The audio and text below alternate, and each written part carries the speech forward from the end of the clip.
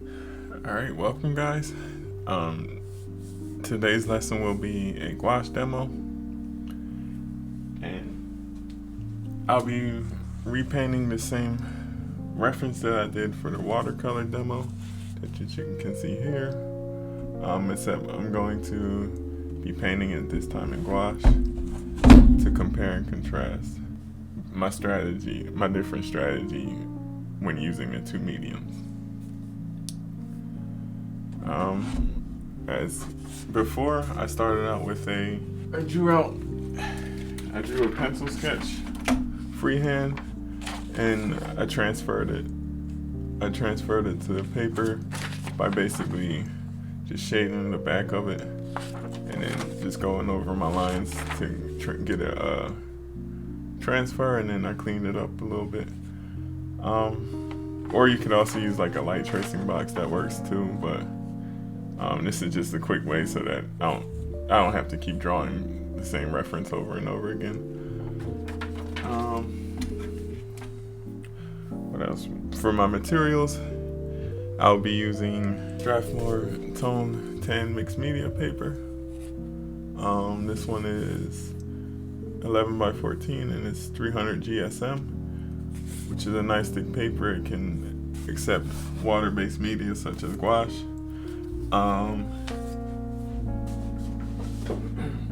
For my paint, I will be using Maimeri Gouache.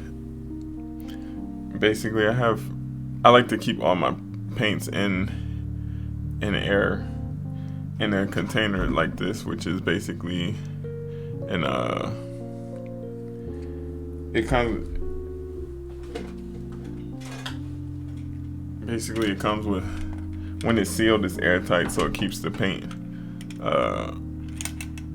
wet for much longer, days to weeks, which is nice. That way, like I don't necessarily use all of these colors for a single piece, but I just like to have them readily available whenever I do want to use them. I'll include a list of all the colors I'm using, but basically this is the full palette that I have, various different shades, and I'll make sure to include it there. But yeah, for sure, you definitely don't need that many colors. A lot of them are just for convenience sake. I don't pre-mix any colors here. Basically, I take a color and I'll mix. All my mixes will be done on this butcher tray. You can find them at any art store. I like to use bottled water, spray bottle, and I also have a bucket of water over here just for cleaning my brushes. And I'll be using different Princeton brushes, brushes from Princeton. So with that, let's get started. So with this portrait, I'm gonna start off the same as I did with the watercolor one, using a base layer. And once again, in the reference, his skin tone, I'm seeing a lot of oranges and browns. So for my base color, sometimes I like to use a complementary color. So just with the color wheel, if you have like a lot of oranges and reds in the skin tone, the complementary colors will be opposite, so like blues and greens and such. So I'm gonna go with just a dilute blue base layer to start off. And I'm gonna start off with this 1-inch wash brush, Princeton 1-inch wash. It's a nice flat brush, large, so I can cover a larger area.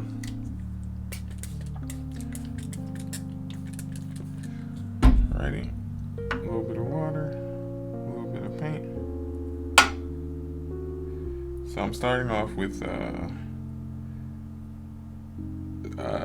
the color is called sky blue. nice, a blue that's a bit on the warmer side. It's not quite as cool as like an ultramarine, but it's sort of like a cobalt blue slash almost like a lighter cerulean. So this mixture is very dilute, and it will look pretty similar to watercolor. I just want something to stain the paper and just give me something, a starting place to work from.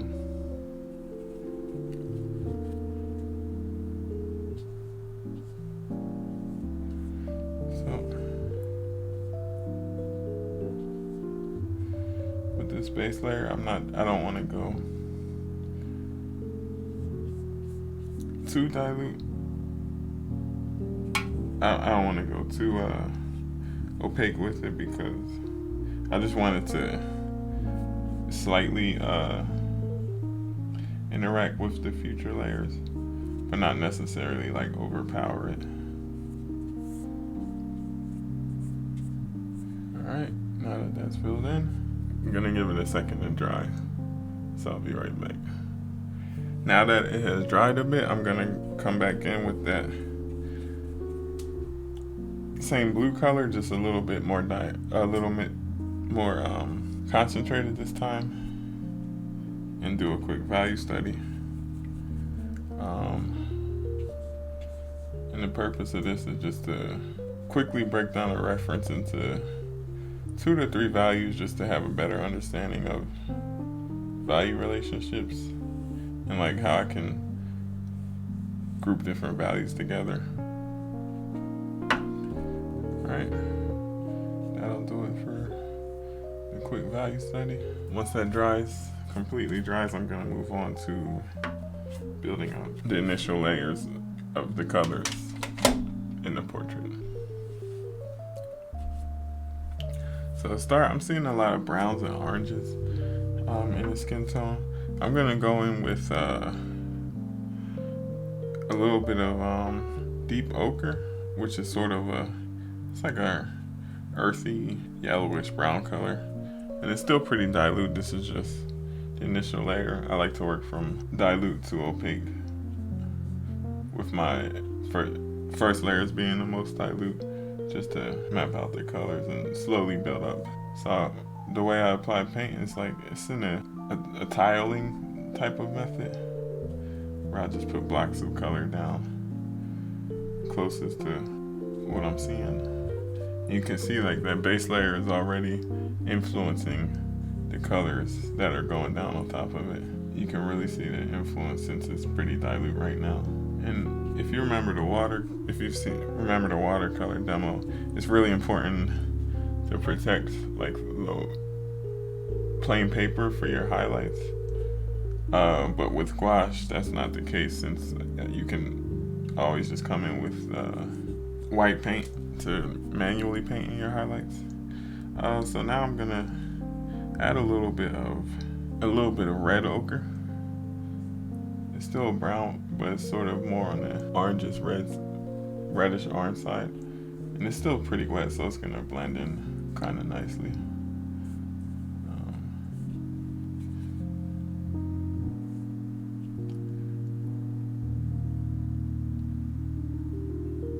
Now I'm gonna mix a darker brown color just to start working on like the hair and the beard. So I'm going in with burnt umber, which is a nice cool brown color. Start to define out like the beard. Then move on over to the hair as well. Once again, it can closely resemble watercolor at this point because it's so dilute. You'll be able to see the difference between gouache and watercolor once I start bumping up the opacity a little bit more.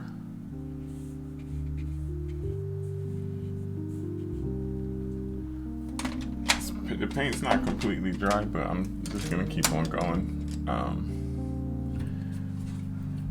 So I'm going to use a little bit of burnt sienna, very, very close in color to the red ochre.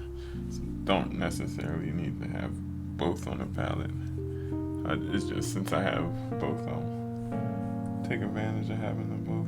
But this paint I'm using now is slightly more concentrated, although it's still not quite opaque yet, but it's a little bit more concentrated than those base layers. But since the page is still pretty wet, it's going to blend and flow a lot easier. Also gonna add in a little bit of, I think this is deep yellow. It's a little bit too yellow.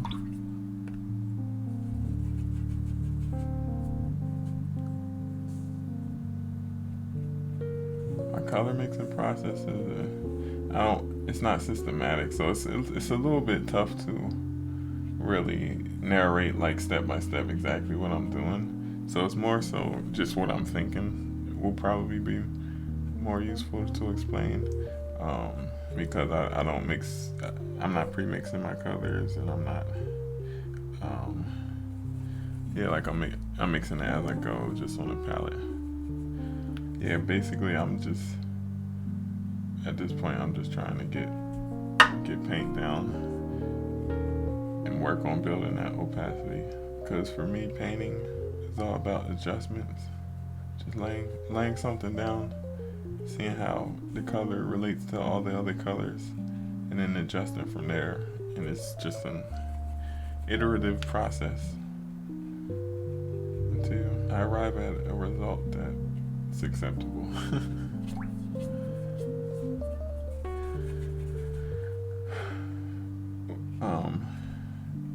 So one of the things about gouache is inherently more opaque than watercolor, but the color that really adds the opacity is white. White is one of the more opaque gouache pigments, and it when you mix it in to your paint mixture, it really adds a lot of opacity.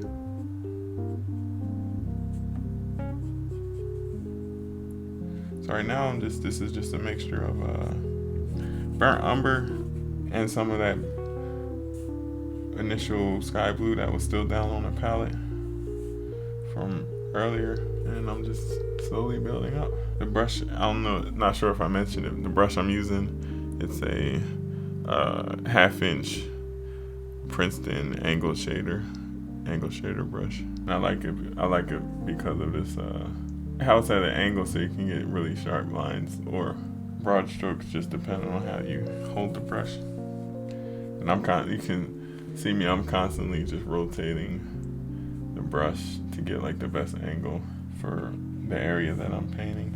If I had to describe the consistency of the gouache right now, I'd say it's about the consistency of think of like iced tea, like that sort of consistency. So pretty dilute.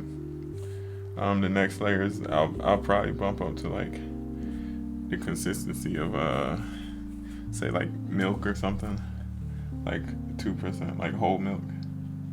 A little bit thicker, but still flowy. And lastly, for this last layer, I just want to define out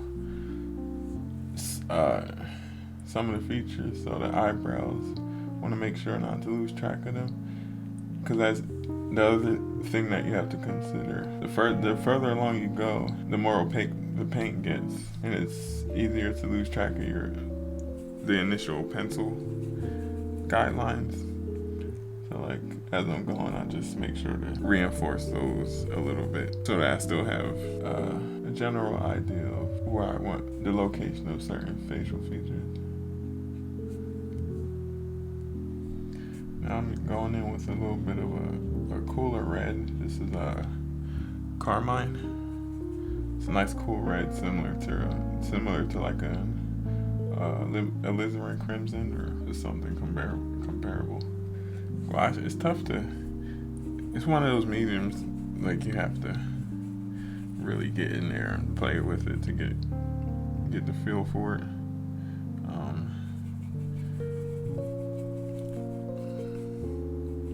it can be useful just to see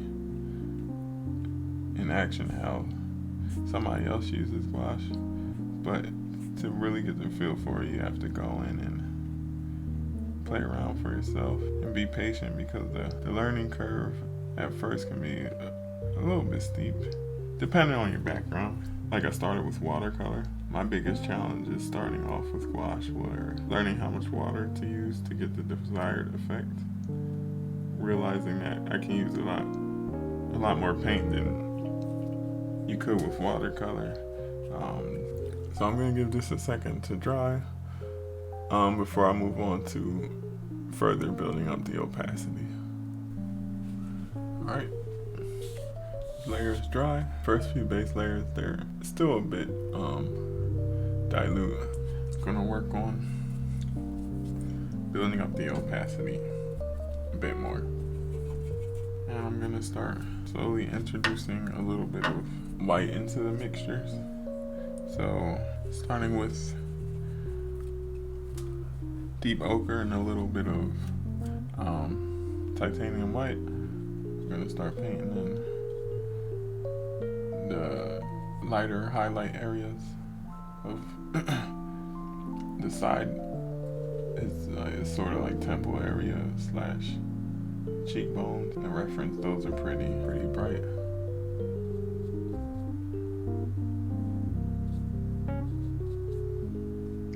White is one of those colors that has a pretty big color shift from wet to dry, depending on how much water is mixed into it. So if it's a lot of water, it will look pretty bright, but once it dries, it will be much duller than expected.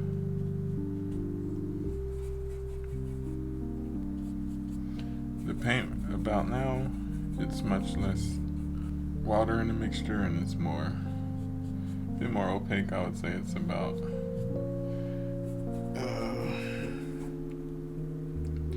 alright. Now I'm switching to a Princeton flat shader size 10. So far I'm mostly just using a few colors, just mainly burnt sienna, gold red ochre, deep ochre, bordeaux, and also titanium white, burnt umber. And that initial sky blue color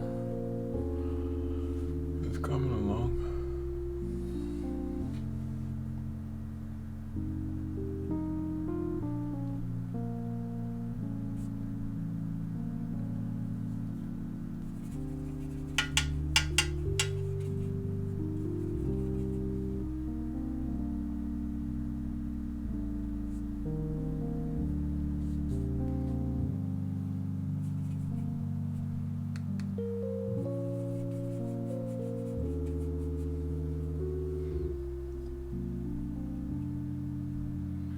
Now I'm switching to this Princeton Neptune half-inch wash brush.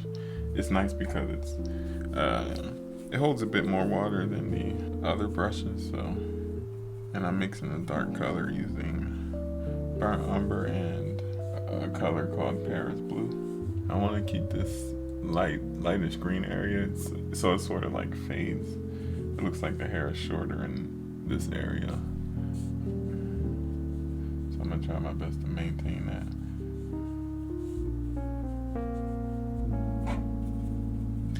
I like to paint with just like deliberate strokes, like just lay down the stroke and move on rather than fiddle too much with it. And also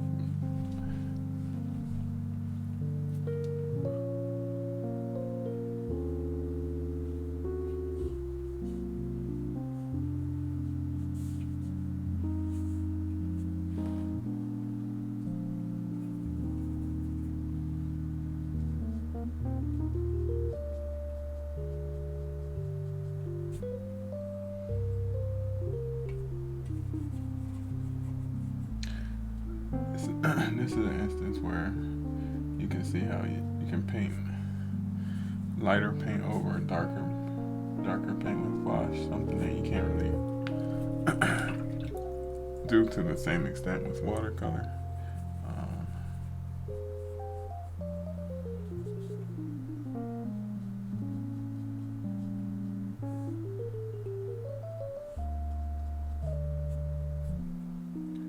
Adding a little bit of a brilliant orange just to bump up the saturation in some areas.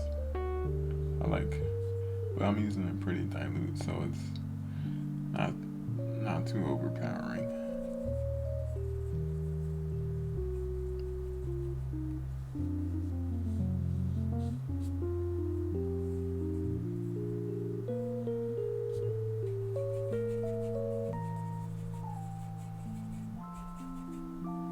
I just mixed a little bit of carmine with burnt umber to make a nice dark red.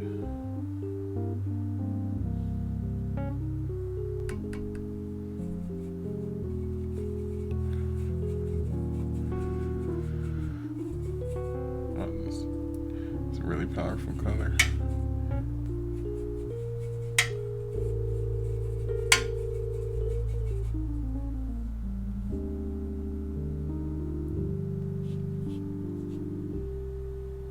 So wrapping it up here, putting some finishing touches on the portrait.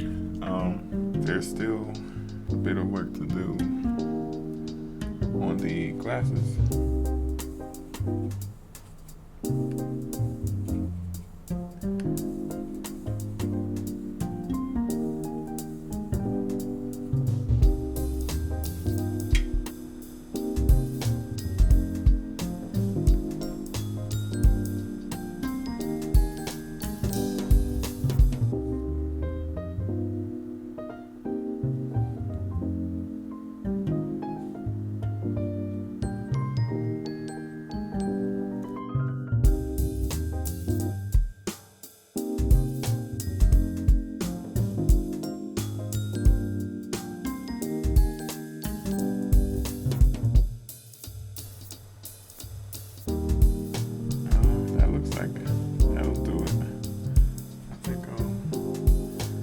Wrap it up here.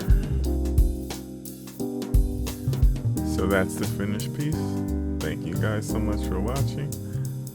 Really appreciate it. I hope you enjoyed this workshop with Strathmore. I really had a lot of fun, and I hope you guys go out and try some watercolor or gouache and just have fun with it. So thanks again, and see you around.